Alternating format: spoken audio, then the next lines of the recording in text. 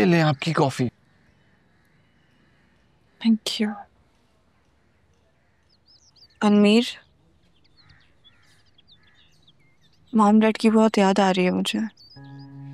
मैं सोच रही हूँ कि मैं डैड को बोलूँ कि मुझे टिकट भेज दें और मैं भी अमेरिका आ जाती हूँ। पता नहीं वहाँ पे उनके इलाज में कितना वक्त लग जाए। ठीक है, तुम बेशक चली जाओ, लेकिन इतनी जल्दी वीजा कैसे लगेगा?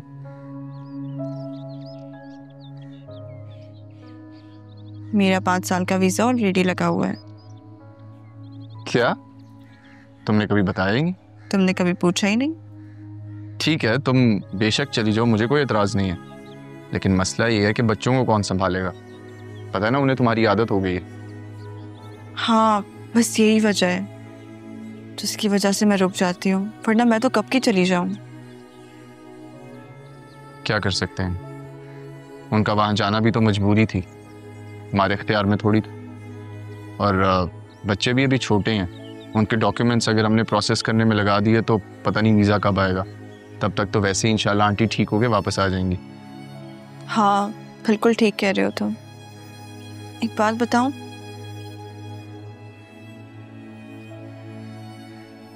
मुझे ना डैड बहुत अजीब लग रहे हैं। ऐसा लग रहा है जैसे मुझसे कोई बात नहीं कर रहे हैं, मुझसे कोई बात छुपा रहे हैं। क्योंकि उन्होंने आज तक मुझसे कभी भी इतने रूखे अंदाज में बात नहीं की है। एक तो फबिया, तुम भी हर छोटी छोटी बात पे परेशान हो जाती और जज्बाती हो तुम। बात की गहराई को समझा करो, हर बात के 2 पहलू होते हैं। कि 2 पहलू हो या 3 पहलू, मुझे ये बातें समझ नहीं आती। मैं सिर्फ स्ट्रेट फॉरवर्ड बातें पसंद करती हूँ। जी पता है।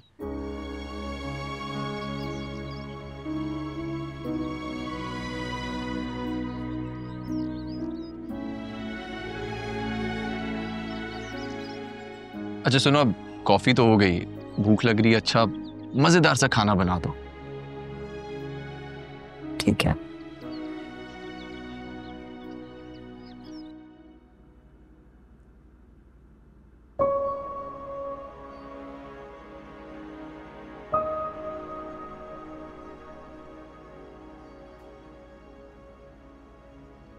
मैंने क्या कहा था आपसे? मेरी बात सच निकली ना? शावीर ईमान के कमरे में ही था।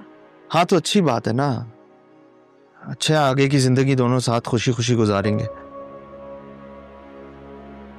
और हम भी तो यही चाहते हैं, इससे घर का माहौल बेहतर होगा। सही कह रहे हैं आप। अगर एक बात मुझे समझ नहीं आई, अगर ईमान को अपने शौहर के साथ ही रहना था तो इतने नखरे क्यों कर रही थी? मेरी समझ में तो ये बात नहीं आ रही। जब मैं उसे समझा रही थी तो मेरी बात मान लेती, मेरा दिल भी रह जाता।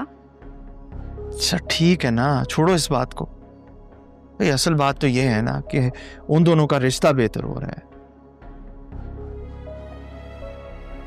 इससे सबको खुशी मिलेगी और क्या।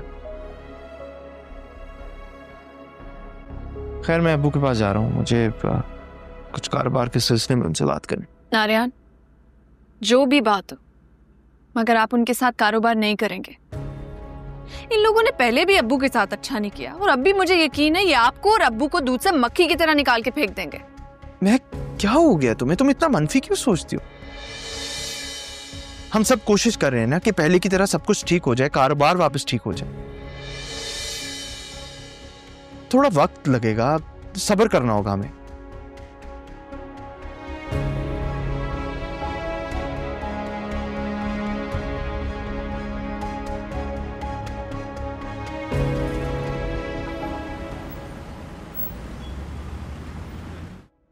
ईमान की तबीयत कैसी है?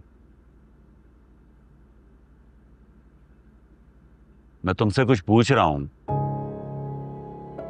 आप क्यों पूछ रहे हैं मुझसे? आपसे तो इतना ना हुआ कि फुर्सत निकाल के 2 घड़ी को जाके उससे मिल ही आते। अरे हाँ हाँ, मैंने जाना था, बल्कि चला जाऊंगा। जावियार को भी संभाल रहा था और कुछ मसरूफ भी था, बल्कि कुछ फ्रूट वगैरह भी ले जाऊंगा तुम्हारी बेटी के लिए। अरे बल्कि एक काम करो ना, तुम अच्छा सा कोई खाना बना दो जो उसे पसंद है, वो भी साथ ले जाऊंगा। हाँ ये ठीक है, आप ऐसे करें ना, मुझे आधा किलो कीमा ला दें, मैं उसकी पसंद का चटपटा सा कीमा बना कर रखूंगी। चलो फिर ठीक है, मैं कीमा किसी के हाथ भिजवाता हूँ, जब काम से वापस आऊँगा तो खाना तैयार रखना, मैं लेके जाऊँगा, ठीक है? सही। ये मुस्कान कहाँ है? नजर नहीं आ रही काफी देर से। अपने कमरे में होगी, हाँ कमरे में ही है।